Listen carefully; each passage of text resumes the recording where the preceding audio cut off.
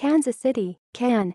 Latif Blessing hoisted the U.S. Open Cup as high as he possibly could, which meant the bottom of the silver trophy just about scraped the ground as he pranced around the field. Short jokes aside, he played plenty big Wednesday night.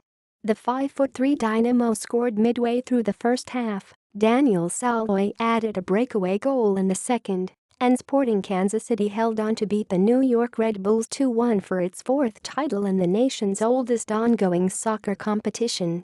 As an organization, this is a very valued championship to us, Sporting KC manager Peter Vermes said. If I remember correctly, 99 teams started out in this tournament, so for us to hoist the trophy in the knockout stage is pretty impressive for this group. The fast-paced match featured plenty of chances for both Major League Soccer clubs, but it was the pint-sized Blessing whose header in the 25th minute put Sporting KC ahead to stay. The Red Bulls' Michael Murillo had just won a free kick, but Sporting KC quickly cleared and went on the counter-attack. Graham Zusi got the ball on the wing, and the U.S. national team mainstay curled in a cross that Blessing managed to connect with between four defenders. Blessing's goal came shortly after a hard tackle left him lying on the turf in pain. He was only out of the game for a moment, but he was still limping after a hydration break at the 30-minute mark on a hot muggy night, so Vermes decided to substitute a few minutes later. It was Salloi who came on, and, despite a hip injury that had him questionable to play, he managed to get loose in the 66th minute and put a pass from Benny Feilhaber in the back of the net. The goal proved crucial when the Red Bulls' Bradley Wright Phillips scored in extra time. Obviously going down 2-0 is different than being down 1-0, Red Bulls manager Jesse Marsch said, but even at 2-0, our guys weren't phased. They continued to go after the game. Our team pushed, he said. They gave everything they had to each other, to the game. I'm gutted for them. I'm just gutted for the organization and the fans, because it's a heartbreaking moment. Sporting KC won its first Open Cup in 2004, when it was known as the Wizards, and added trophies in 2012 and 2015.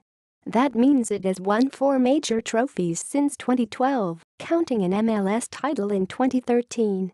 Sporting KC's midfield celebration was led by the defensive trio of Zusi, Matt Biesteler and Seth Sinovic. They have been part of the club's last 3 Open Cup titles, and they were instrumental in stifling Wright Phillips, Sacha Kljestan and the Red Bulls' potent attack for the first 90 minutes. The sellout crowd of 21,523 that joined in their party included Kansas City sports icons such as Hall of Fame linebacker Willie Lanier and Hall of Fame third baseman George Brett. We knew this would be a very difficult match, in that they would come and throw everything forward, Vermes said. They have some young guys on their team. So do we. But one of the things about young guys is they have no fear, so they were coming the whole game. Sporting KC improved to 4-0 in MLS Cup and Open Cup finals under Vermes, who has displayed a remarkable ability to massage and overhaul his roster each year.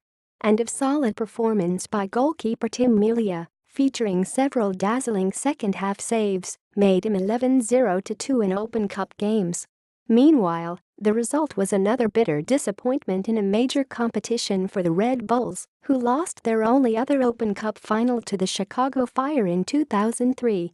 New York is the only original MLS club that has never captured the MLS Cup or Open Cup. It was also a bitter defeat for Marsch, who had placed an emphasis on the single elimination tournament.